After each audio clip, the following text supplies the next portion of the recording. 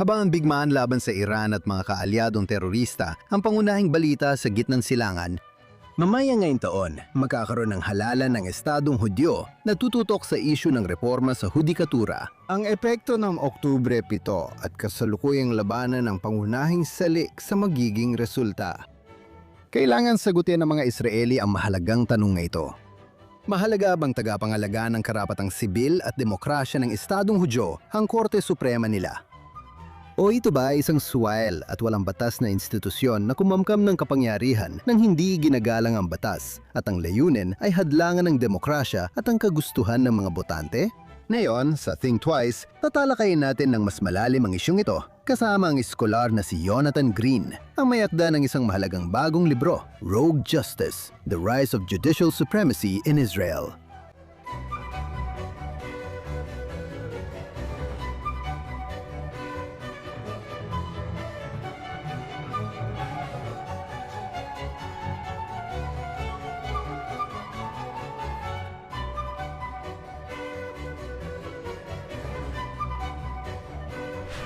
Kamusta? Welcome sa Think Twice!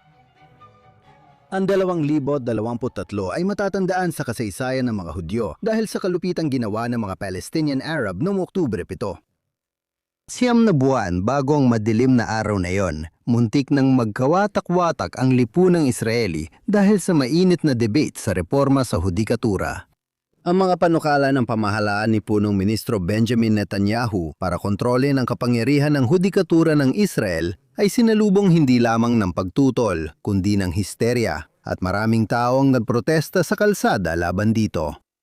Ang laban na iyon ay nagtapat sa liberal na establishmento at mga elite sa negosyo, edukasyon, media at batas laban sa pamahalaan at mga nasyonalista at relihiyosong taga-suporta nito. Sabi ng mga kritiko ni Netanyahu, nakasalalay ang kinabukasan ng demokrasya ng Israel. Iginiit ng mga tutol sa reforma sa hudikatura na tanging ang kapangyarihan ng Korte Suprema na walang sapat na limitasyon ang pumipigil sa mga hindi kanais-nais na elemento sa Israel na abusuhin ang secular at liberal na Hudyo at magtatag ng otoritaryan at relihiyosong estado.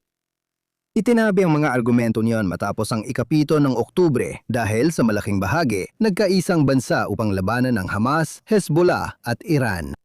Sa nalalapit na eleksyon ngayong taglagas, muling haharapin ng mga Israeli hindi lang ang mga usapin tungkol sa kapangyarihan ng hudikatura, kundi pati ang ipinapakita ng mga debating ito tungkol sa mga hidwaan sa lipunan at politika ng Israel.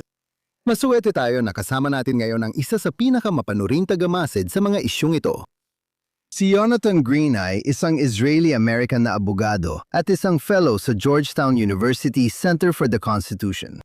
Siya ang co-founder at director ng Jerusalem-based Israeli Law and Liberty Forum at ngayon ay isang senior advisor ng grupo. At siya rin ang mayakda ng bagong libro na Rogue Justice: The Rise of Judicial Supremacy in Israel. Jonathan Green, welcome sa Think Twice! Maraming salamat, Jonathan. Salamat sa oras na ibinigay para makasama kami.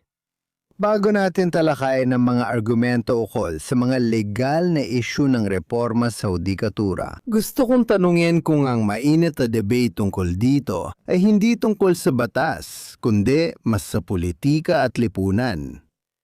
Kultura ba talaga ito? O takot lang ng mga secular na liberal na matalo sa demograpikong laban sa mga relihiyosong Israeli? Dahil dito, kailangan nilang gumamit ng beto laban sa demokrasya sa pamamagitan ng isang institusyon sa gobyerno ng Israel na sila pa rin ang may kontrol. Ito ba'y tungkol talaga sa isyung konstitusyonal o sa mga takot na yon? Salamat, Jonathan. Para sa akin, pareho lang ang sagot. Ito ang nakikita natin.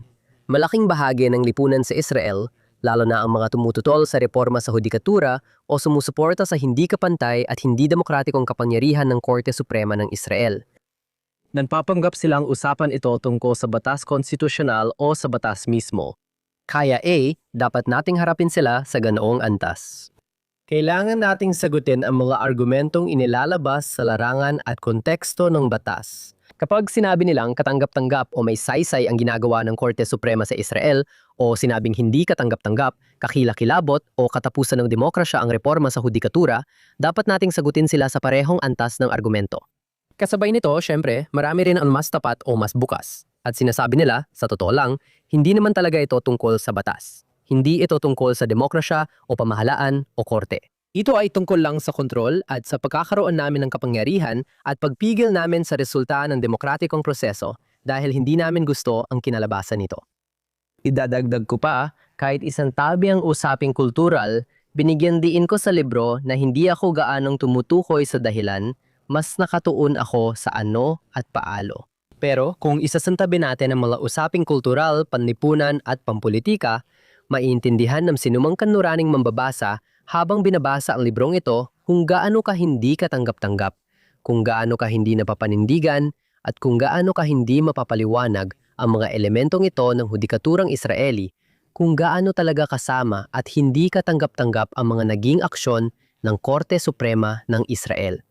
Para sa akin, gustong iparating yung libro na isintabi mo ang mga paunang palagay at politika. Tingnan mo lang ang batas at demokrasya at mabilis mo maunawaan na ang nangyayari sa Israel ay kailangang magbago at kailangang magbago ng radikal.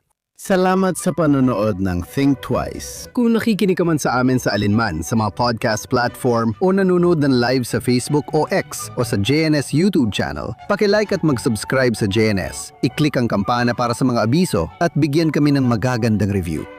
Bukod sa Think Twice, may Jonathan Tobin Daily Podcast din kung saan nagbabahagi ako ng balita at pagsusuri sa mahahalagang issue ngayon.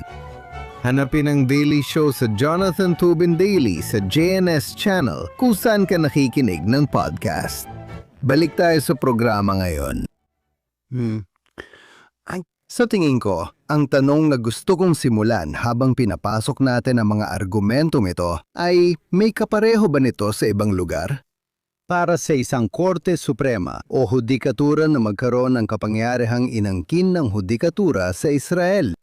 Alam ko na kapag nabanggit ko ang isyong ito sa ilang Amerikanong iskolay ng batas na hindi gaanong pamilyar dito.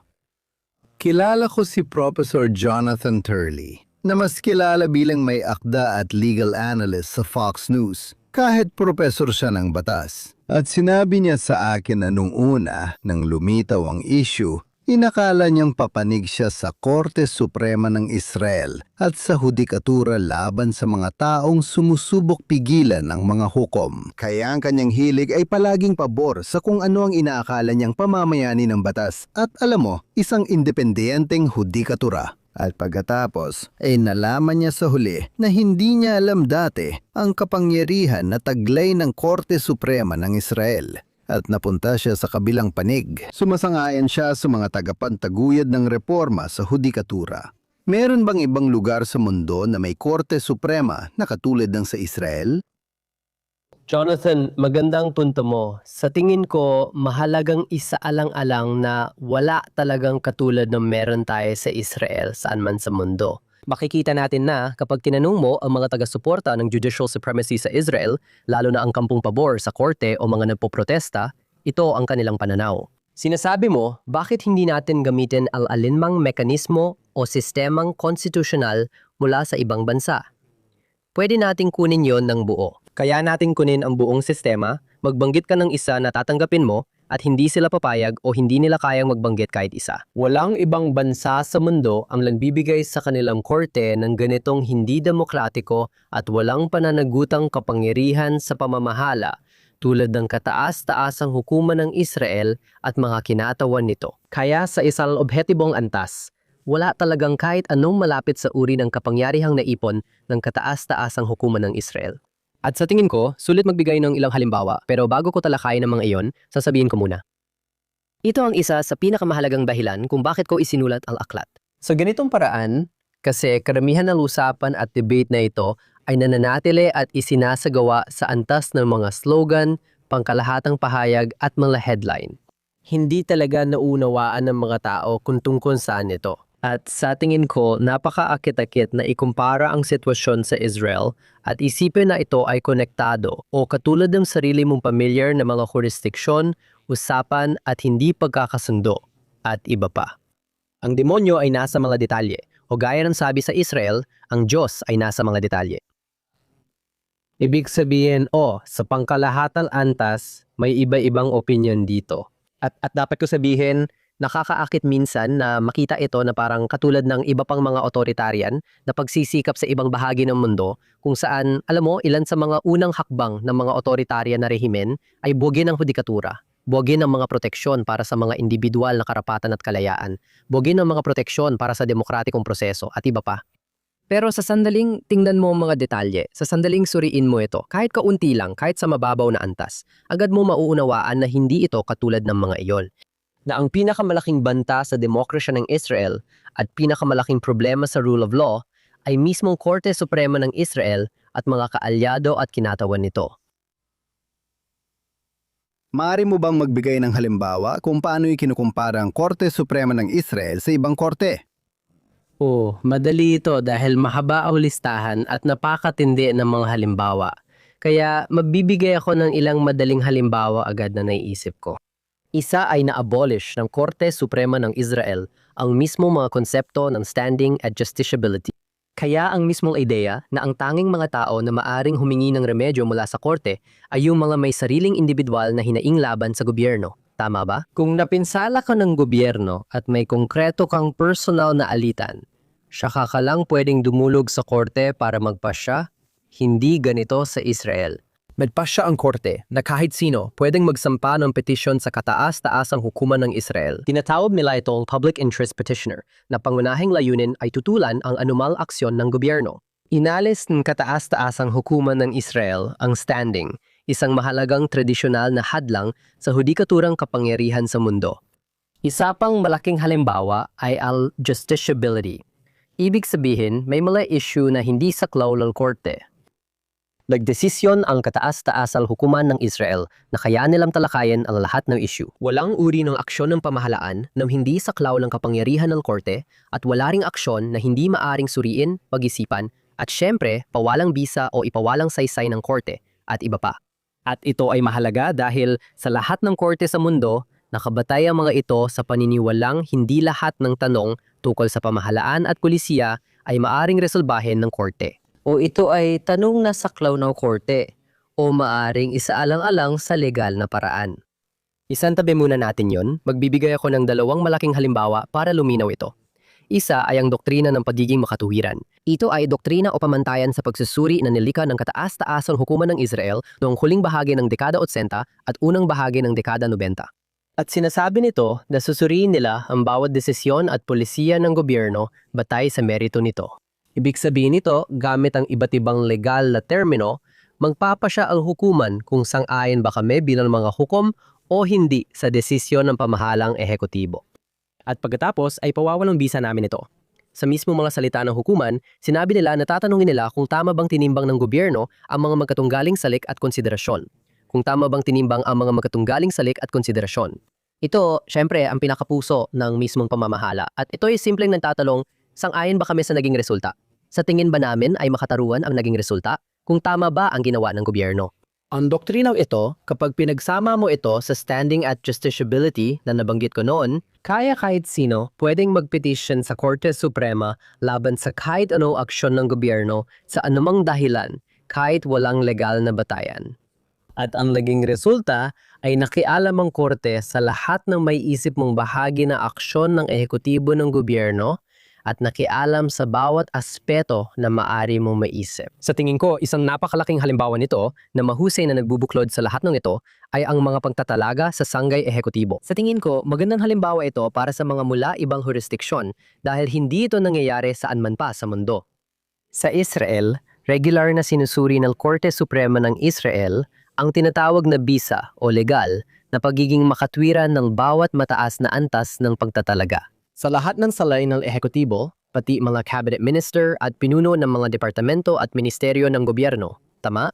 Kaya isipin mo ang presidente ng US o punong ministro ng Canada na nagtatalaga ng kalihim ng kasureriya o kalihim ng estado, tapos papasok ang Korte Suprema.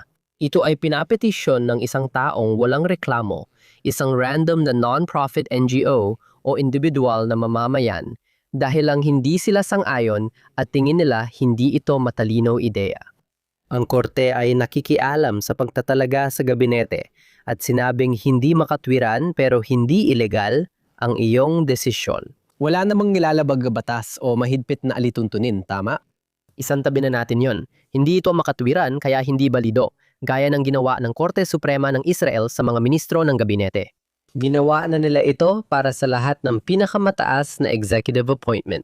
Kaya tulad ng hepe ng militar, hepe ng pambansang pulisya, hepe ng mga pangunahing ahensya ng paniniktik at intelihensya ng Israel at iba pang matataas na posisyon sa serbisyo sibil ng Israel. At ngayong linggo lang, naglabas na ng desisyon ang Korte Suprema ng Israel kung papayagan nila ang pagtatalaga kay Ronen Gaffman bilang pinuno ng Mossad ng Israel. Walang na namang naiisip na legal na pagtutol sa kanyang pagkakatalaga. At gayunpaman, nagkaroon pa rin ng mahabang proseso ang korte bago nila tuluyang kinawag na inaprubahan ang pagtatalaga na iyon. At maaari din sana nilang pawalang bisa ang parehong pagtatalaga. Ang huling halimbawa ko, sana ay naipaliwanag ng tanong sa mga appointment ang punto ko tungkol sa justiciability, standing, at doktrina ng reasonableness. Ilan lang ito sa mga issue. Ang huling issue na alam kong interesado ang marami ay ang mga isyung konstitusyonal. Sigurado akong pwede pa natin itong talakayin ng mas malalim, kaya sasabihin ko ito sa isang pangungusap. Ang Korte Suprema ng Israel ay nagsasagawa ng judicial review ng mga batas. Pinapapalalang bisa nito ang mga pangunahing batas kahit walang nakasulat o karaniwang konstitusyon gaya ng pagkakaalam natin sa termino. Walang katulad nito sa mundo. Sa ibang bansa, ang mga korte ay nagpapawalang bisa ng batas basta nakasulat na konstitusyon. May mga bansang walang judicial review kaya hindi nagpapawalang bisa ng batas ang korte. Kasama dyan sina United Kingdom, New Zealand, Netherlands at Switzerland, di ba? Katanggap-tanggap itong anyo ng demokrasya. Pero isa lang ang bansa sa mundo, isa lang, kung saan ang Korte Suprema ay maaring pawalang bisa ang mga batas na ipinasa ng halal at responsabale na parlamento kahit walang malino na batayan sa konstitusyon, kahit wala namang nakasulat o karaniwang konstitusyon. Ilan lang ito sa mga halimbawa para ipakita kung gaano kalayo ang Israel sa anumang pamilyar sa kanluraning mundo. Sa tingin ko, alam mo, malinaw mong nailarawan ng sitwasyon at gusto ko pang talakayin ng ilan sa mga konseptong ito ng mas detalyado mamaya. Pero nailarawan mo ang isang sistema ng korte at isang Korte Suprema na, alam mo, parang hindi halal na pamahalaan. Alam mo, inaako nito ang kapangyarihang dapat nasa mga halal na leader ng Estado ng Israel. Bagamat sinasabi ng mga tumututol sa reforma sa hudikatura na para ito sa demokrasya, ang totoo ay nais nilang higpitan ang kapangyarihan ng mga botante sa pamamagitan ng hindi demokratikong hudikatura. At siguro para maintindihan natin ang debating ito, kailangan nating balikan ang mga dekada 80 at 90 nung naisip ni na dating mahistrado ng Korte Suprema na si Aharon Barak at ng kanyang mga tagasunod ang pagpapalawak ng kapangyarihan ng Korte Suprema ng Israel. Dahil hindi ganito ang naging takbo ng sistema sa unang 40 taon ng Israel. Halimbawa, tiyak na hindi inisip ni David Ben-Gurion na ang Korte Suprema noon ay magdidikta kung sino ang dapat italaga sa mga posisyon o paano pamahalaan ang gobyerno ng Israel. Paano nakalusot sina Barak at ang mga tinawag mong supremasista ng hudikatura sa pag-agaw ng ganito kalaking kapangyarihan? Tama ka dyan, Jonathan. At sa tingin ko, tama ang obserbasyon mo at mahalagang tandaan ito na hindi naman talaga ganito noon at ang Korte Suprema ng Israel ay hindi naman palaging ganito. Noong 1948, 1949 nang itinatag ang Estado at hanggang sa kalagitnaan ng dekada 80 o maagang dekada 90 bago pa man hawakan ng supremasistang korte ni Barak ang kapangyarihan, ang Israel ay may isang korte na talagang maingat at hindi abusado. Ang korte na yon ay talagang matatag, masasabi ko. Ang Korte Suprema ng Israel ay talagang matatag. May ilang pang ang maaring tawagin itong aktivista pagdating sa pagpapanagot sa gobyerno, sa pagtiyak na hindi nilalabag ng gobyerno ang batas, at sa pagtiyak na hindi inaabuso ng gobyerno ang kapangyarihan nito ng labag sa batas.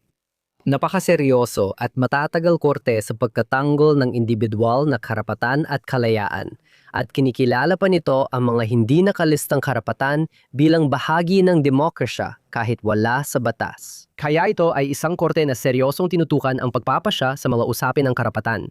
Seryoso rin itong nagpapanagot sa gobyerno. At gayon pa man, ito ay isang maingat na korte sa diwa na lubos nitong iginagalang ang demokratikong konsepto ng soberanya ng mamamayan at ng demokratikong kapangyarihan sa pamamagitan ng mga inihalal na institusyong kumakatawan sa mamamayan. Ito ay isang korte na nirerespeto ang interpretasyon ng batas sa diwa na nirerespeto nito na ang batas ay batas. At kung ang gobyerno, ang lehislatura at ang parlamento ay naging malinaw ang kanilang layunin at kagustuhan sa pamamagitan ng batas, kung gayon yon ang batas na dapat sundin ng korte.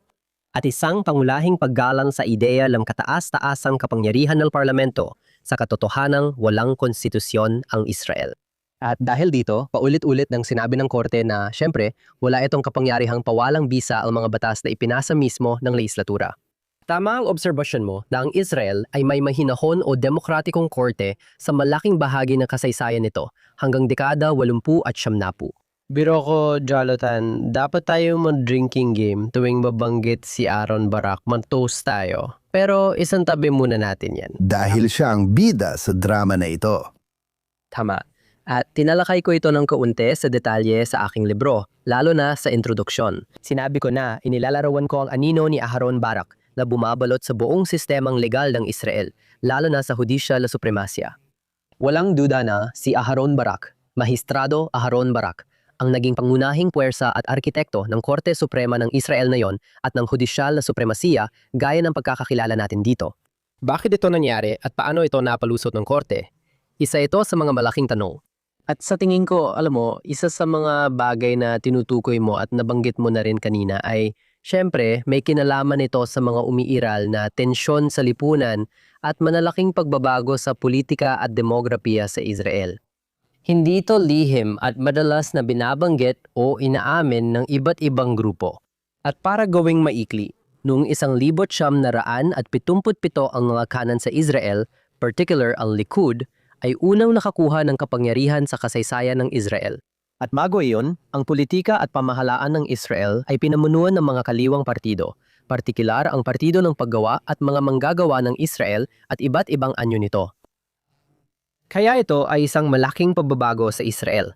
Maraming mga elite sa Israel ang nabigla sa ideya na magkakaroon ng kanang pamahalaan at na ang mga tinatawag bilang unwashed masses na bumubuto sa mga kanang politiko ay magkakaroon ng boses sa mahahalagang usapin sa buhay ng Israel. Oh, pero hayaan mo kung pigilan ka saglit kapag sinabi mong unwashed masses. Na parang paraan ito ng mga kultural na elite para ipakita ang paghamak sa ilang botante. Pero ito rin ay bahagyang dulot ng mga pagkakaiba sa pagitan ng mga Ashkenazim at Mizrahim. Alam mo, yung mga tao na hindi galing sa Europa, pero sila ay malawakang nadiskrimina noong mga unang taon ng kasaysayan ng Israel. Sila rin ba ang bumuto sa mga kanang partido imbes sa mga tradisyonal na kaliwa? Tama, nakaka-interes nga ito. Oo, sigurado. Malaki ang papel ng tumataas na politikal at demograpikong kapangyarihan ng mga Hudyo na Mizrahi. Kaya mga Hudyo na nagmula sa gitnang silangan o Hilagang Aprika, mga relihiyosong Hudyo o mga Hudyo na mas tradisyonal pagdating sa pagsunod sa relihiyon, pagkakakilanlan o kaugnayan. Hindi kailangan maging Orthodox o Ultra-Orthodox, pero maraming Hudyo ang tunay na nagmamalasakit sa kanilang pamana at tradisyon. At alam mo, pwede mo rin idagdag ang ilang ideological na aspeto tulad ng mas matibay na pambansang pananaw tungkol sa katangian at pagkakakilanlan ng Israel. Kumpiyansang pananaw tungkol sa posisyon ng Israel sa West Bank o at Gaza o Judea at Samaria at iba pa. Maraming palunahing pagkakaiba, lalo na ang demograpikong pagkakaiba sa mga umuusbong na kapangyarihang pampolitika noong huling bahagi ng dekada 70. At ito ang nandulot at marami ang makakakita na dapat kong sabihin na isa sa pinakamalalaking palaisip o isa sa pinakamahalagang personalidad na naglahad ng pananaw na ito ay si Professor Menachem Meltzer. Naging dekano siya ng Tel Aviv Law School at tumanggap ng Israel Prize, ang pinakamataas na parangal para sa civilian sa Israel. At ang tao nito ay isang radikal na makakaliwa pagdating sa kanilang pananaw at ideolohiya. Hindi ko ito sinasabi ng may panlalait. Tiyak na ganoon din niya ilalarawan ang sarili niya at aktibo siya sa ideolohiyang mundo na iyon. Naging isa siya sa pinakamalalakas na kritiko ng korte sa mga nagdaang taon. At noong dekada 1980, Isa siya sa mga unang naglarawan ng pagbabago sa kapangyarihan ng hudikatura at nag-ugnay ng pagbabagong iyon sa mga demografiko at politikal na pagbabago. Sa palagay ko, tama siya na ang pagbabagong ito sa kapangyarihang politikal ay nangangahulugang ang Ashkenazi secular na elite sa Israel ay apektado. A. Desidido silang palatilihin ang ilang sentro ng de facto na kapangyarihan sa pamahalaan na protektado at hiwalay. Protektado at hiwalay mula sa aktwal na mga mekanismo ng kapangyarihan na may pananagutan sa demokrasya. May isang parirala akong gusto mula kay Lord Jonathan Sumption na isang maestrado ng Korte Suprema ng UK. Tinatawag niya itong mga pingga ng kapangyarihan, tama ba? Ilang hadlang ang namamagitan sa mga tunay na botante at sa mga pingga ng kapangyarihan, pati na sa mga mekanismo nagtatakda ng totoong pamahalaan. Noong huling bahagi ng dekada 70 at unang bahagi ng dekada 80, determinado ang politikal na kaliwa ng Israel at mga Ashkenazi secular na elite na magtayo ng mga hadlang sa pagitan ng mga tao. At ang Korte Suprema ng Israel ay isa sa pinakamalaki at marahil ang pinakamalaking ganitong hadlang ngayon. Oo, kaya babalikan ko ang tanong ko. Paano nila nagawa yon ng walang sagabal? Ibig kong sabihin, hindi ko maisip ang isang Korte Suprema noong, sabihin na nating, dekada 50.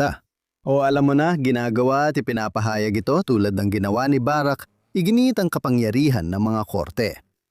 Si Ben Gurion bilang punong ministro, hinayaan ba niyang mangyari yon? Sa palagay ko, dapat noon palang napigilan na yon sa umpisa. Bakit hinayaan ng demokratikong halal na Knesset ang sarili nito na maipit sa ganitong paraan at halos hindi man lang lumaban? Napakagandang tanong yan. At sa tingin ko, napakaraming magagandang sagot. Hindi dahil walang magagandang sagot, kundi dahil napakaraming magagandang sagot. Hayaan mong subukan kong magbigay ng ilan. Ang una kong sagot na hindi naman talaga patas na sagot, pero sa tingin ko ay mahalagang sabihin ay nasa ilang aspeto hindi naman talaga mahalaga. At ang ibig kong sabihin doon ay gusto kong basahin mo ang aking libro dahil gusto kong maintindihan mo kung gaano kasama ang sitwasyon at kung paano tayo napunta rito at kung paano natin hinaya ang mangyari ito at kung bakit ang Israeli Knesset o mga botante ay naging kampante o pabaya sa pagpapahintulot na mangyari ito. Sige, pwede nating suriin kung paano yon nangyari ng paulit-ulit. Ang pinakamahalaga ay malaman kung nasaan tayo ngayon, hindi lang kung paano tayo napunta ron at maintindihan kung gaano kasama at kailangang baguhin ang sitwasyon. Gayunpaman, hindi iyan ang totoong sagot sa tanong mo, kaya hayaan mo magbigay ako ng ilang sagot. Isa ay ang magulo at walang ayos na kalikasan ng mismong gobyerno ng Israel. Ang gobyerno ng Israel ay laging koalisyon at kilalang hindi matatag. Karaniwang, tumatagal lang ng halos 2 taon ang gobyerno ng Israel bago bumagsak. At mayroong isang bagay sa konstitusyonal na kaayusan ng gobyerno ng Israel, isang bagay sa institusyonal na balangkas ng gobyerno ng Israel. Nagpapakita ito ng kakulangan ng kahandaan ng gobyerno na harapin at ayusin ang mga issue. Pag-isipan at harapin ang ganitong uri ng pag-agaw ng kapangyarihan mula sa hudikatura. Kaya mula sa pananaw ng estruktura, ang gobyerno ng Israel ay palaging nasa malinaw na mahina-hinang kalagayan. At marami ang nagsasabi na nararamdaman nila ito. Bibigyan kita ng isang halimbawa. Noong unang bahagi ng dekada 90, pinilit ng Korte Suprema ng Israel si punong ministro Yitzhak Rabin ng kaliwang Labor Party sa isang koalisyong kaliwa. Pinilit nilang tanggalin ang 2 ministro ng gabinete kahit walang legal na basehan. Ito ang tinatawag na Dairy Doctrine. Nang gawin ito ng korte, halos di lumaban si Rabin. At alam mo, si Yitzhak Rabin ay talagang sa maraming aspeto bahagi ng tinatawag na lumang gwardiya ng elite ng kaliwa sa Israel. Siyempre, siya ay trahedyang pinaslang at napatay noong 1975. At siya, alam mo, hindi siya mahina. Isa siyang seryosong tao at malaki ang suporta at backing niya sa mga political na grupo sa Israel. Gayunpaman, hindi siya handang humarap sa korte tungkol sa isyu ito kung saan inutusan siyang tanggalin ang kanyang mga ministro ng gabinete kahit walang sapat na legal na batayan. Kaya at isa sa mga paliwalag dyan na makikita mo ng malinaw ay ang kawalan niya ng kakayahan pagdating sa kanyang mga kaalyado sa koalisyon, sa kanyang mga katuwang sa pamahalaan na magkaroon man lang ng oras para pag-isipan at unawain kung ano talaga ang nangyayari. Kaya yon ang isang bahagi ng sagot. Mahalaga ring bahagi ng sagot na ayaw marinig ng mga taga-suporta ng judicial supremacy sa Israel ay naging napakaingat ng Israeli political class at mga botante sa loob ng maraming taon. At mayroon silang napakalaking respeto. Dati silang may napakalaking respeto para sa Korte Suprema ng Israel bilang isang institusyon. At dahil sa respeto na yon, sinubukan nilang ipagpaliban ang marami sa mas agresibong hakbang laban sa Korte Suprema ng Israel. At ginawa nila ang lahat ng kanilang makakaya para subukang baguhin ang direksyon ng Korte Suprema ng Israel nang hindi ito tuluyang ginugulo, nang hindi na uuwi sa matinding sagupaan, nang hindi ito nagiging ganap na digmaan, nang hindi talaga sinusubukang baguhin ang balanse ng kapangyarihan. Sinubukan nilang magtalaga ng mga mahistradong mas kaayon ng kanilang mga pananaw pero hinarang ng Korte Suprema. Sinubukan nilang magpatupad ng mga batas na mas malinaw at nagbago sa ilang desisyon ng Korte Suprema. Binaliwala ito ng Korte Suprema o kaya'y kunwaring binigyang kahulugan ang mga ito bilang eksaktong kabaliktaran ng nilalaman ng mga ito. Sa tingin ko, yun ang paliwanag na ayaw ng mga tao. Ang mga politiko at botante sa Israel, lalo na ang kanan, ay nagpakita ng matinding pagpipigil sa nakaraang 3 o 4 na dekada. Hanggang sa dumating sila sa puntong hindi na nila kayang tiisin, kung saan wala na silang ibang pagpipilian, kundi harapin ito ng mas agresibo at diretsong paraan, tulad ng pagpigil sa kapangyarihan ng Korte Suprema sa isang napaka-agresibong paraan. Mas lumitaw ito sa mga panukala para sa reforma noong 2023. May dalawa pa akong gustong banggitin tungkol sa mga dahilan nito bago tayo mapatuloy. May kinalaman dito ang madilim at masamang bahagi na tinalakay ko lang detalyado sa libro. Ang mga politiko ng Israel at mga mataas na opisyal ng Israel, hindi lang mga politiko kundi pati na rin mga mataas na tao sa ehekutibong sanggay ng gobyerno at maging mga tao sa labas ng gobyerno ay talagang natatakot na maging mga de facto na disidenteng pampulitika. Sinabi ko ito dahil ginawang sandata ng Korte Suprema ng Israel ang mga ahensya ng pagpapatupad ng batas at ang sistemang pangkataruang kriminal upang takutin ang mga politiko at hadlangan ang mga posibleng kalaban ng kapangyarihan ng Hudikatura ng Israel at ng Korte Suprema ng Israel. At ito ay isang bagay na, hindi ito isang conspiracy theory. Sa tingin ko, malinaw itong ipinapakita sa buong libro. Ito ay isang bagay na hayagang pinag-uusapan sa maraming grupo sa lipunang Israeli. Para magbigay ng idea, ang pinakamalaking halimbawa nito ay kay Yitzhak Rabin noong 1993 nang sinimulan ng korte ang Dairy Doctrine. Ang Dairy Doctrine ay ibig sabihin pwedeng de facto na mapatalsik ng kahit sinong criminal prosecutor sa pwesto ang isang kasalukuyang cabinet minister o iba pang mataas na opisyal ng ehekutibong pamahalaan. Dahil nagpasya ang korte na kung may criminal investigation o indictment laban sa iyo, ikaw ay dapat tanggalin o mapilitan siyang magbitiw sa tungkulin. At ang ginawa nito ay inilipat lang nito, de facto, ang kapangyarihan ng impeachment sa mga korte at sa mga criminal prosecutor na sumusunod sa utos ng korte. Ang masamang kapangyarihang ito na hindi katanggap-tanggap sa demokratikong bansa ay labis na inabuso at nagdulot ng malaking pinsala ng mga tagapagpatupad ng batas at iba't ibang kinatawan ng korte. Mahaba ang listahan ng mga kalaban ng korte at kritiko ng kataas-taasang hukuman ng Israel na nawalan ng trabaho. O mas grabe pa, yung mga totoong nadawit sa gawa-gawang kasong kriminal na walang basehan na siyang nagwakas sa kanilang karirang pampulitika. Minsan, mas grabe pa roon. Kaya ito ay isang madilim at mas masamang bahagi ng paraan kung paano ipinapatupad ng korte ang kapangyarihan nito, ang institusyon ng kapangyarihan nito sa ibang salay ng gobyerno. At muli, ito ay isang napakahalagang punto na gusto ko talagang isaalang-alang ninyo. Hindi lang ito opinion ko. Hindi si Jonathan Green ang tipong basta naglalabas ng teorya ng sabuatan. Lahat ng inilalarawan ko ay suportado ng maraming detalye sa libro. Hindi lang ng mga katotohanan at kwento. Pati na rin kung paano ito na ipapahayag. Ang mismong nagsasabi nito at nagbibigay katwiran dito ay mga nakatatandang legal na personalidad sa Israel, mga propesor ng batas at mga hukom. Hindi lang ito mula kay Jonathan Green, isang Israeli-American na abogado. Ang huling dahilan na babanggitin ko ay isang bagay na di gaanong pinapansin ng mga Amerikano at ng iba pang nasa labas ng Israel. Hindi rin gaanong pinapansin ng mga Israeli kung gaano nakabukod at nakahiwalay ang Israel sa ibang demokratikong bansa. Karamihan sa mga tao sa kanluran at sa mga demokratikong bansa ay walang alam sa nangyayari sa loob ng Israel. At karamihan sa mga Israeli ay walang ideya kung ano nangyayari sa karamihan ng mga demokratikong bansa dahil karamihan sa mga demokratikong bansa sa mundo at tiyak na ang mga kanluraning demokrasya ay may mga kapantay.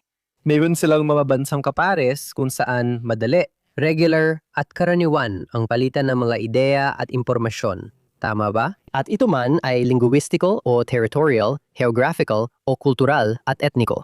Pero isa sa mga iyon at kadalasan higit pa sa isa. Lahat ng kanluraning bansa ay may regular na kinakausap na ibang bansa sa lipunan, sosyedad at demograpiko. Ngunit ang Israel ay wala nito. Nung may nagtanong kung mas gusto ng mga Israeli ang pamumuno ng hukom kaysa demokrasya, sagot ko, marami sa kanila hindi alam ang pinagkaiba. Maraming Israeli, lalo na sa law school at mataas na antas ng gobyerno, particular sa kampo ng kaliwa, ay naturuang maniwala na ang demokrasya ay nangalahulugang platonic guardianship. Ang ibig sabihin nito ay mga pilosopong hari na may kapangyarihang ipataw ang kanilang ideolohiya at halaga sa lipunan, kahit laban sa kagustuhan ng botante, proseso ng demokrasya o batas. Marami ang naniniwala rito at wala silang ibang alam.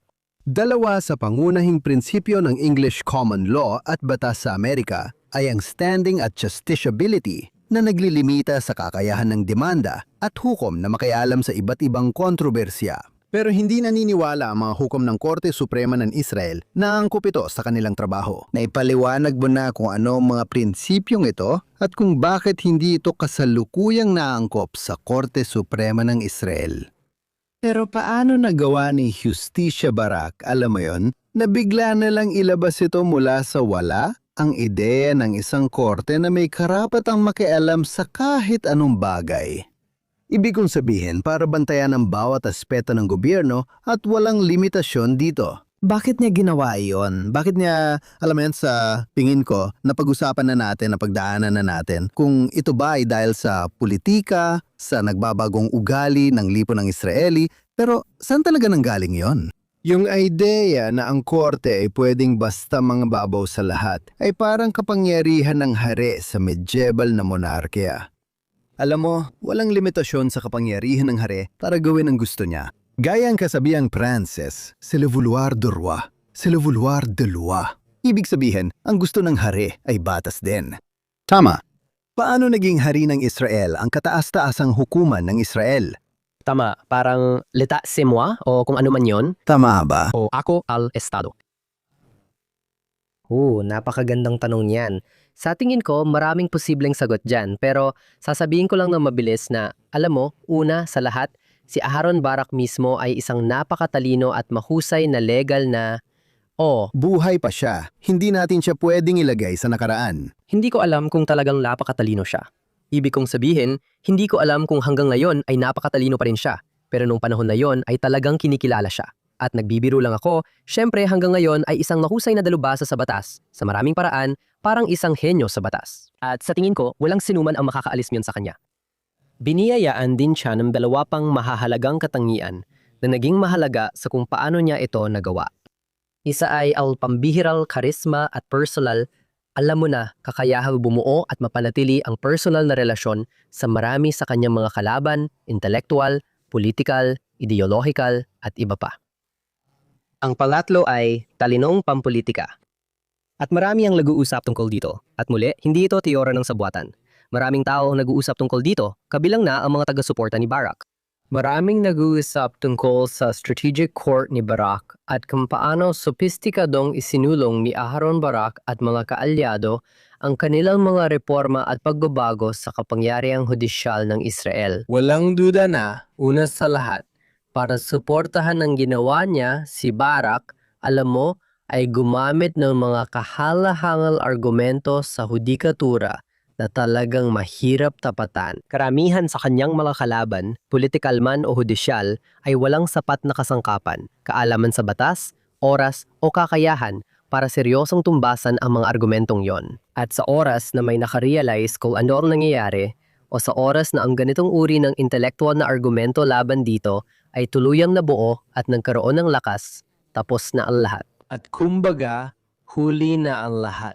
Pero bukod pa doon, si Aharon Barak at ang kanyang korte ay ipinatupad ang kanilang mga reforma sa kapangyarihang hudisyal ng Israel sa paraang napakadahan-dahan at paunti-unti. Sa ganitong paraan, naging matalino at may diskarte sila sa ginawa nila. Halimbawa, madalas nilang palawakin ang doktrina o bahagi ng kapangyarihan ng korte.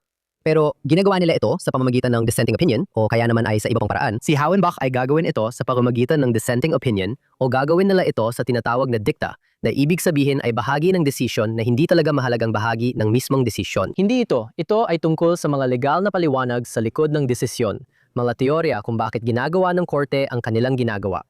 Hindi ito pangunahing bahagi ng mismong may bisang desisyon. Sa pamamagitan ng dicta at dissent, nakakabuo ang korte ng teorya. At pagkatapos, medyo hindi tapat at tuso ang korte, lalo na si Aharon Barak, na kilala sa ganitong gawain. Pagkatapos, pahapyaw nilang babanggitin muli ang mga argumentong ito na para bang matagal nang kinikilalang batas ang mga ito. Si Aharon Barak, na kilala sa ganitong gawain, kapag mayore siya at may sumusuporta, binabanggit niya ang dissenting opinion niya o ng iba. Babanggitin niya ang mga bagay na opinion lang at hindi pa batas, tapos magpapanggap siyang napagdesisyonan na ito, matagal na itong doktrina ng korte at wala namang bago sa ginagawa namin. Hindi kami lumilika ng bagong doktrina, ina-apply lang namin ang umiiral na batas. At pagkatapos, ang huling bahagi niyan ay ito. Ang korte ay napaka-estratehikong gumagawa rin ng mga desisyon sa mga issue na mas malamang na hindi magdulot ng pansin ng publiko, hindi mag-udyok ng galit sa politika, at hindi magdulot ng backlash sa politika. Madalas, ang korte ay bumubuo ng bago o radical na teorya, ngunit hindi nito kinansela ang tinutukoy na batas. Sinasabi nilang inaaprubahan ng korte ang batas, pero ginagawa nila ito gamit ang radical na teoryal walang basehan sa batas o teoryang konstitusyonal. O kaya naman ay pinapawalang bisa nito ang isang batas, tama? Susubukan nito ang isang bagong doktrina o papawalang bisa ang isang aksyon ng gobyerno. Pero gagawin nila ito dahil sa isang bagay na halos walang saysay, na alam mo na, hindi talaga popular simula pa lang o kung ano pa man yon. At sa ganitong paraan, parang pinagtitibay ng korte ang kapangyarihan nito, kung saan, sa isang banda, alam mo na, ang mga nasa politika o mga aktor sa politika ay wala talagang tunay na kagustuhan at suporta ng publiko para labanan ito ng maayos. Kaya mas lalo pang pinagtitibay ng korte ang kapangyarihan nito. Kaya ito, alam mo na, ang totoo halimbawa dito ay yung, alam mo na, parang palaka na unti-unting pinakukuluan sa tubig. At nagsisimula ito sa malamig, tapos unti-unting tumataas ang init ng 1 degree kada pagkakataon hanggang sa huli-huli na para sa palaka na mapansin na kumukulo na pala ang tubig at hindi na siya makalabas. Ito ay talagang angkop na paglalarawan ng paraan kung paano ipinatupad ng Korte Suprema ang mga pagbabago nito. Pero ang huling bahagi na sasabihin ko tungkol dito ay, syempre, at ito ay mahalaga. Bumabalik ito sa mga sosyologikal at kultural mo argumento. Ang korte ay may malinaw na suporta mula sa malaking bahagi ng mga politiko sa Israel, kabilang na ang ilan mula sa kanan. Alinman sa masyadong inosente para maintindihan ang nangyayari, o masyadong ignorante, o yung mga nasa kanan pero kabilang sa mga elite, kaya ayaw nilang hamunin ng korte sa paggawa nito. Mas mahalaga pa, suportado rin ng korte ng ibang malalaking sentro ng kapangyarihan ng mga elite, maging sa militar, media, mas mataas na edukasyon at lahat ng iba pa, parehong sa gobyerno at hindi. Na pinamumunuan ng parehong kultura at politika. Tama. At ito ang mga taong kabilang sa pareho uri ng cultural elite at may parehong pananaw, maging tungkol sa kapangyarihan ng hudikatura o sa mga resulta na nilikha ng korte. Kaya alam ng korte palagi, at sa tingin ko, noong 2023, napatunayan o talagang naitatag iyon. Talagang nakita natin na nasubok ito at napatunayan totoo. Na ang supremacist at anti-demokratikong mga kilos at hilig ng korte ay palaging may suporta mula sa mahahalaga at makapangyarihang bahagi ng lipunang Israeli. Isang huling obserbasyon sa konteksto ito, hindi ko alam kung ito ang tinutukoy mo, pero tinatalakay ko ito sa libro. Ano yon? Ang Israel ay naiba rin sa marami sa mga kanduraning katulad nito.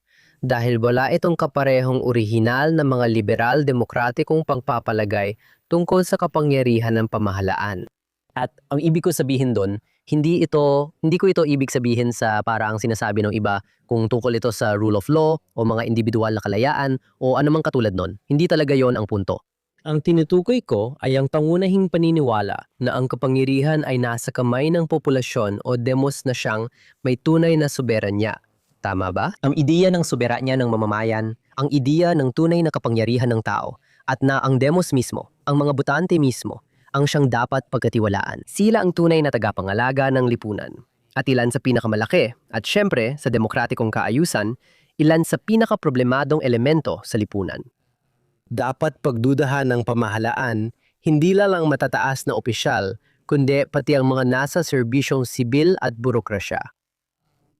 Ang kaibahan sa Israel ay meron kang kabaliktarang paraan tungkol dyan. Dahil sa maraming aspeto, ang Israel ay naitatag bilang bansang mas may pagkiling sa sosyalismo. Maraming uri ng, tahasang pananaw ng Marxismo bilang bahagi ng pundasyol oryentasyon at ethos ng Israel. Kasama rin dito ang malalakas na pananaw na makaestado. Mga tendensya. At ang ibig sabihin lang nito, sa pinakasimple, ay maraming Israeli ang tinitingnan ang publiko, ang mga botante, na kahina-hinala. Tama ba? Ang publiko at ang mga botante ang pinakamapanglanib na bahagi ng demokrasya kung tutuusin. At ang burokrasya ng Estado, hindi ang nalahalal na opisyal na itinuturing na isang kinakailangang kasamaan. Kumikilos sila base sa mga di malinis na motibong dulot ng eleksyon at iba pa.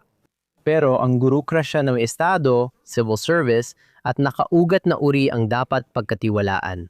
Kaya, alam mo na, para mas maikli, ang meron ka ay itong baliktad at kakaibang paraan ng pagtingin sa kapangyarihan ng gobyerno. Meron kang malaking bahagi ng lipunang Israeli na mas handang mantiwala sa mga nakaugat na burokrasya kabilang na ang hudikatura at mas hindi handang magtiwala sa demokratikong proseso, sa mga botante at sa mismong mamamayan.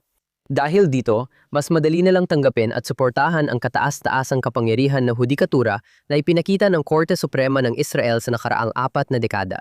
O sa tingin ko, yun talaga ang tumatama sa pinakapunto nito. Alam mo, ang buong punto ng demokratikong sistema sa Estados Unidos ay ang konsepto. Nasa Deklarasyon ng Kalayaan, ito, kalayaan, na alam mo, ang mga tao ay pinagkalooban ng kanilang lumika ng ilang mga karapatan. At na ang mga karapatan ng individual ay hindi regalo ng gobyerno o ng isang monarko. Sila ay likas na taglay ng bawat isa, mula sa Diyos. Pinagdatalunan pa rin ito ng ilang nasa kaliwa sa US, pero malinaw itong nakasaad sa mga dokumentong pundasyon ng bansa. At malinaw na ang mga elitista ng hudikatura ng Israel na, parang ipinilit ang kataas-taasang kapangyarihan ng hudikatura ay hindi talaga naniniwala rito. At sa katunayan, ang buong layunin ng kilusan para protektahan ang demokrasya na nakita nating namayani sa mga lansangan ng Israel noong 2023 ay kawalan ng tiwala sa mga tao. At isang paniniwala, marahil na, isang panig ng pampulitikang pagtatalo sa pagitan ng, maluwag na hatiang kanan at kaliwa. Na sila ay natatalo. At na sila, kapag si Netanyahu at ang kanyang koalisyon ay nanalo noong 2022 na may maliit ngunit totoong mayorya, kaya baka hindi na sila muling manalo sa isa pang eleksyon. Dahil dito, kailangan nilang protektahan ng hudikatura para matiyak na hindi sila mawalan ng kapangyarihan. Sa tingin ko, mahalagang bahagi yun ito. At meron, sa tingin ko, may paraan na masasabi natin ang katulad nito. Ibig sabihin, may paraan na maipapaliwanag ko ulit ang sinabi mo at ang sinabi ko. Sa parang mas maunawain, mas mapagbigay sa korte, kumbaga para ipakita ang pinakamagandang pananaw sa ginawa ng korte at kung ano ang layunin nito. Siyempre, gusto nating maging patas. Tama ka dyan. At sinasabi ko ito dahil sa tingin ko ay sumusuporta rin ito sa argumento ko. Pero ang ibig kong sabihin, sang-ayon ako sa sinabi mo. Sang-ayon ako sa sinabi ko. Pero tingnan natin ito sa ganitong paraan.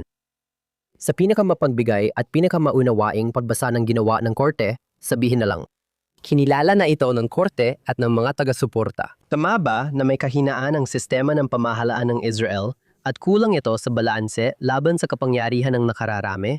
Sabihin nating tinatanggihan ng korte at mga taga-suporta ang ganitong pananaw ng purong walang limitasyong demokrasya at sinasabi nila na hindi lang tungkol sa pamumuno ng nakararami. Hindi lang soberanya ng taumbayan ang mahalaga.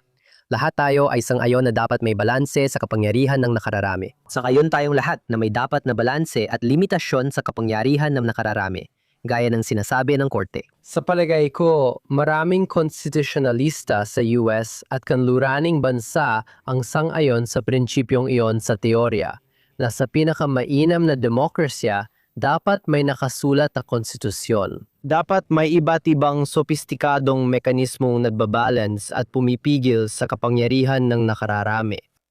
Noong 1900, limanad pa siya ang korte na gumawa ng tinatawag na konstitusyonal na revolusyon at lumikha ng konstitusyon ng Israel.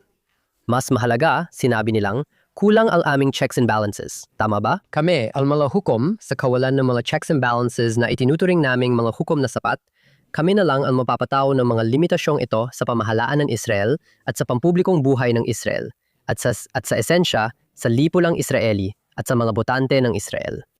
At gagawin namin ito ng walang pakialam o batayan sa batas. Gagawin namin ito ng walang pampublikong talakayan. Gagawin namin ito ng walang pampublikong pahintulot o otoridad, ibig sabihin, hindi kailanman kinonsulta ang mga botante, hindi kailanman ibinigay ng mga botante ang kanilang pagsang-ayon o pahintulot sa alinman dito. Kaya isinagawa ng kataas-taasang hukuman ng Israel ang eksperimento ng sapilitang konstitusyonalismo. Sinabi ng kataas-taasang hukuman ng Israel na nais nilang gawing konstitusyonal na demokrasya ang Israel kahit wala itong demokratikong konstitusyon. At ang nakita natin at sabihin na natin ito ang pinakamagandang pagbasa sa ginawa ng kataas-taasang hukuman ng Israel. Sabihin na lang nating nagawa na ito kahit hindi ko iniisip na totoo pero ipagpalagay nating ginawa ito ng may mabuting intensyon at hangarin. Damdamin at iba pa. Ang eksperimento na ito ay naging isang napakalaking kabiguan. Ito ay aral sa mga bansa sa buong mundo na itinuturing na solusyon ang walang limitasyong kapangyarihan ng hudikatura sa mga usaping patakaran, mga sistemikong isyu at mga istruktura na isyu sa sarili nilang bansa. Dahil ito ay tuluyang bumagsak, tinanggihan ito ng publiko. Malaking bahagi ng mga botante sa Israel ay hindi sang-ayon sa mga naging resulta ng ginawa ng korte. Hindi sang-ayon at sa katunayan, parang tuluyan ng tinalikuran ang konstitusyonalismo. Sa ganitong diwa, nagkaroon ng kabaligtarang epekto ang eksperimento ng korte, kaya mas kaunti kaysa dati ang mga Israeli na naniniwala sa ideya ng konstitusyonal na limitasyon mula sa hudikatura laban sa pamahalaan dahil napatunayan ng korte na hindi ito mapagkakatiwalaan sa tungkuling iyon. At higit sa lahat, bumagsak ng malaki ang tiwala ng publiko sa maraming institusyon sa Israel, lalo na sa Korte Suprema. At higit sa lahat, at ito ay napakahalaga ang mga ito. Ang eksperimento ng korte sa larangan ng konstitusyonalismo ay labis na nagpahina sa kakayahan ng mga Israeli na magkaunawaan sa pampublikong antas, sa pampulitikang antas. Nagbigay ng insentibo ang korte, lalo na sa kaliwang pakpak ng politika at iba pang kampo sa lipunang Israeli. Nagbigay ito ng insentibo para tumatag ang kanilang posisyon at humati palalo. At ang sinasabi talaga ng korte sa malaking bahagi ng lipunan ay hindi mo kailangang makipagkompromiso, hindi mo kailangang makipagnegosasyon, hindi mo kailangang makipagtulungan, hindi mo nga kailangang mag-usap sa isa't isa. Hindi mo kailangan kilalanin ng mga alalahanin o hinaing ng isa't isa. Ang kailangan mo lang gawin ay mag-type ng isang bagay sa iyong computer, pirmahan ito sa ibaba, magpakita sa kataas-taasang hukuman ng Israel, magbayad ng maliit na bayad, at ang kataas-taasang hukuman na ang bahala sa iba.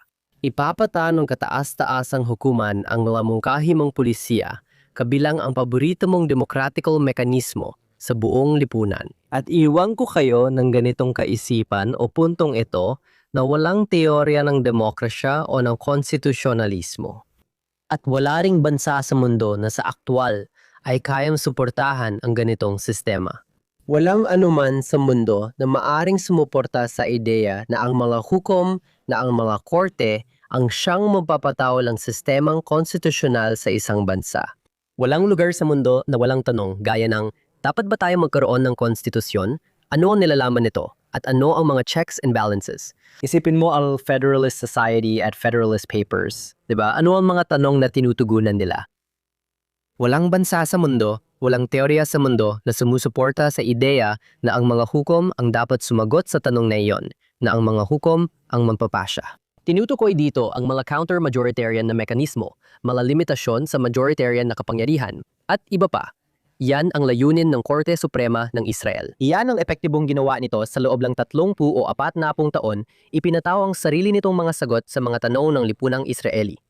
Nakakabigla talaga. Totoo yan. At ang huli kong tanong, pag-usapan natin kung saan tayo patutungo dahil sa paraan ng pagtatangkang baguhin ang hudikatura na halos nagpawatak-watak sa Israel noong 2023.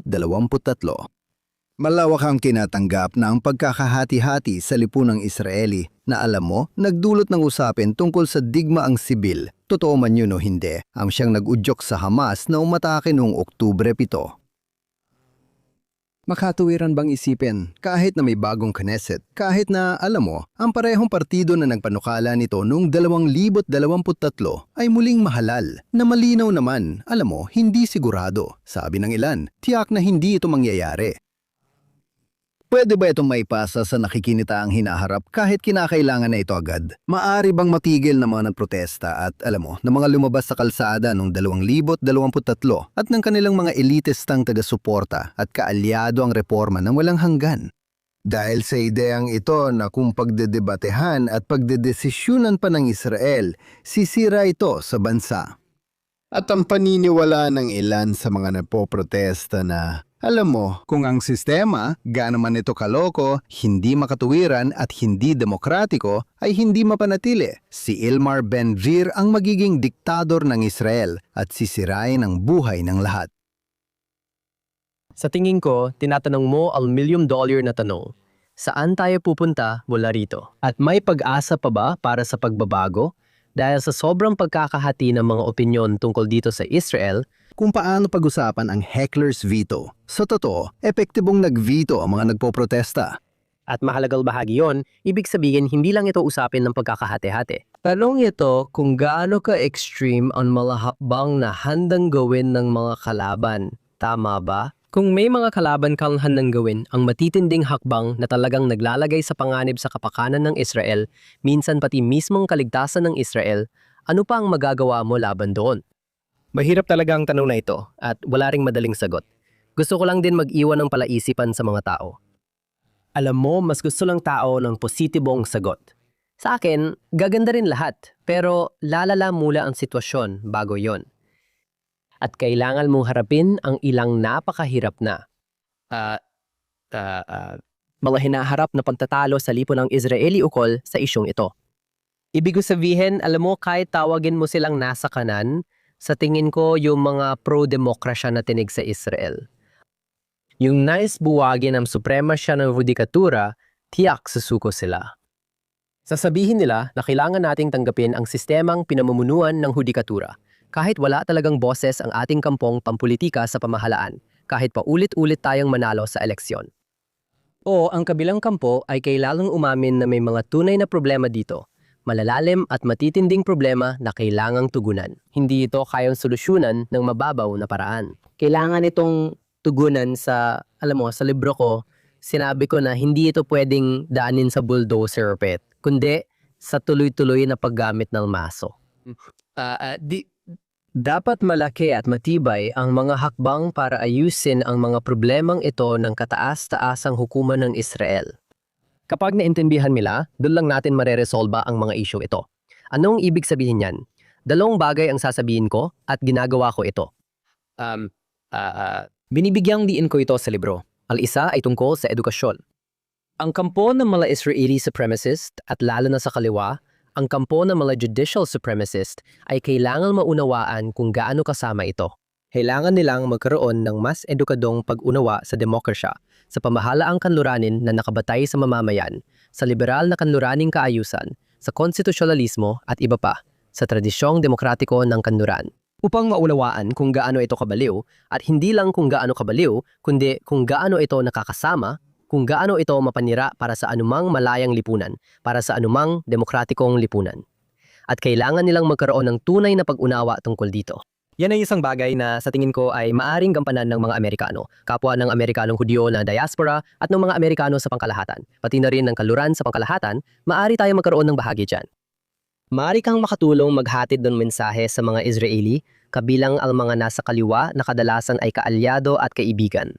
Ipabatid sa kanila na bagamat may lehitimo alalahanin sila, hindi nakatanggap-tanggap o tama ang kalagayan ng Israeli judikatura ngayon. At imposible talaga ito base sa mga dahilan at aktual na pagpapatupad.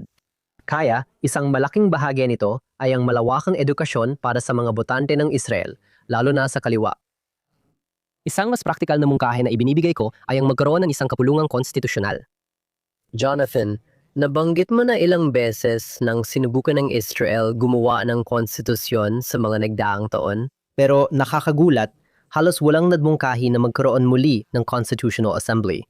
Ibig sabihin, hindi lang basta ginawa ng ilang professor ng batas ang konstitusyon at ipinasa sa tao para sabihing ito ang isipin o ipaubaya lang sa ilang mambabatas. Hindi, magkaroon ng halalan para sa institusyong bubuo, magpapatibay at magraratipika ng konstitusyon bago ito ilahad sa publiko para sa referendum at EBP. Ito ay isang subok at kilalang modelo, tama? Hindi naman ito pag-imbento ng bago. Nakakagulat, ito ay ganap na wala sa pampublikong diskurso ng mga Israeli. Sa tingin ko, ang balangkas ng Constitutional Assembly ay hindi mawawala ang lahat ng hinanakit at pagkakabaha-bahagi. Pero ito mismo ang uri ng institusyon na sadyang ginawa upang matugunan ang mga pagkakaibang iyon. At sa huli, baka sakaling, sa isang himala, ay makabuo ng isang antas ng pagkakasundo tungkol sa mga isyung ito. Meron pang ikatlong elemento sa lahat ng ito na ayokong sabihin pero bahagi talaga nito at sa tingin ko mahalagang maintindihan ng ating mga tagapakinig na may usapin din ng pera na sangkot dito. Ang kampo ng pro-democracy o ang kampong pabor sa reformang panghudikatura sa Israel ay talagang dehado, dekalibre ang kalaban. At natatabunan ng mga puwersal supremasista ng hudikatura sa kaliwa. Ang perang ginagastos nila para sa mga bagay na ito, sa mga pampublikong kampanya, think tanks, mga eskolar, at lahat-la iba pa, ay talagang napakalaki kumpara sa kayang gasusin ng Kanaan para dito. Mga taong gustong makakita ng pagbabago at solusyon sa problemang ito. Hindi ko na kailangang ipaliwanan pa sa mga Amerikano dahil alam na nila ito. Ang pilantropiya at pagpopondo ang nagsisilbing oksiheno na kailangan ng ganitong pagbabago para mangyari ito. Kaya sa tingin ko, malaking bahagi rin yon ang pagkakaroon ng pag-unawa kapwa sa Israel at sa US. Sa US, alam mo na yung mga Hudyo sa diaspora, kung gusto natin ng pagbabago dito, kailangan nating seryosong mag-invest. Oh, hindi man ito pinakamagandang paraan magtapos, pero ubos na ang oras natin. Jonathan, salamat sa pagsama ngayon. Saan maaring makabili ng Rogue Justice ang mga tagapakinig at manonood? At paano nila masusundan ang iyong mga gawa? Maraming salamat. Siguro tatapusin ko ito sa isang mas optimistikong pangungusap o gitna lang. Tingnan ninyo, tunay itong problema. Ang Israel ay isang totoong lugar na may totoong mga problema. Isa pa rin itong kahangahangang lugar, isang kamanghamanghang lugar, at lahat tayo ay nais na umunlad at magtagumpay ito. Maraming mabubuting Zionista, patriota at tao rito, pati sa hudikatura, na nagbibigay ng kaunting pag-asa. Pero ang Israel ay isang totoong lugar na may totoong mga problema. Para maitama ang problema, dapat muna natin itong maunawaan sa pamamagitan ng masusing pagtingin. Yan ang ginagawa ng aking libro, kaya doon papasok ang iyong tanong. Ang libro ko, Rogue Justice, ang pag-angat ng supremasya ng hudikatura sa Israel, ay ngayon ko lang nabanggit ang pamagat. Nabanggit ko ito sa simula. Oo. Alam ko, sinabi mo sa simula. Una sa lahat, pwede kang mag-order sa Amazon o sa lokal na tindahan ng libro tulad ng Barnes & Nobles, pati na rin sa UK, Canada, Australia at iba pa. Sa Israel, pwede rin itong bilhin sa Amazon pero mas mahirap sa libreng shipping. May iba ring lugar na pwedeng pagkuhanan. Dapat kong sabihin na ako ay nasa X, dating Twitter, bilang Jonathan Green, kung saan ako nagpo-post at nagbabahagi ng aking mga gawain. Sa palagay ko, yun ang punto. Salamat! Salamat din sa aming tagapakinig. Huwag kalimutang pakinggan ang Jonathan Toby Daily Edition saan ka man nakikinig ng podcast. At kung nanonood ka man sa isa sa mga iyon o nanonood ng live sa Facebook o X o sa JNS YouTube channel, paki-like at mag-subscribe sa JNS. I-click ang kampana para sa abiso at bigyan kami ng magagandang review. Sumunod sa Think Twice at jns.org at sabihin kung saan ka nanonood o nakikinig ng palabas at ang iyong opinyon dito. Tandaan, patuloy kang magbasa at mag-isip para sa sarili mo. Magkikita tayo muli sa susunod na linggo.